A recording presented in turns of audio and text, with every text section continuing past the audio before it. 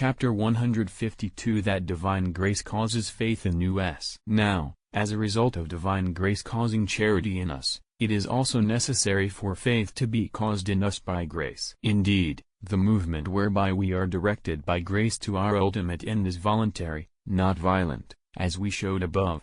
Now, there cannot be a voluntary movement toward something unless it is known. So, the knowledge of the ultimate end must be accorded us by grace, so that we may be voluntarily directed to it. But this knowledge cannot be by means of open vision in this life, as we showed above. Therefore, this knowledge must be through faith. Again, in every knowing being the mode of knowledge depends on the mode of its proper nature. Hence, the mode of knowing is different for an angel, a man, and a brute animal, inasmuch as their natures are different, as is clear from things said earlier. But to man, in order that he may attain his ultimate end, there is added a perfection higher than his own nature, namely, grace, as we have shown.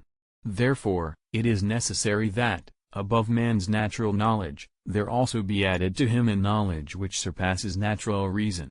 And this is the knowledge of faith, which is of the things that are not seen by natural reason. Besides, whenever something is moved by an agent to what is proper to the agent, the thing moved must be, at the start, imperfectly subject to the impulsions of the agent, impulsions that remain somewhat foreign and improper to it, until at the end of the movement they do become proper to it. For example, wood is first heated by fire, and that heat does not belong to the wood but is apart from its nature. At the end, however, when the wood is now ignited, the heat becomes proper and connatural to it. Likewise, when a person is being taught by a teacher, he must at the start accept the teacher's conceptions, not as one who understands them by himself, but by way of belief, as things which are beyond his capacity, but at the end, when he has become learned, he can understand them.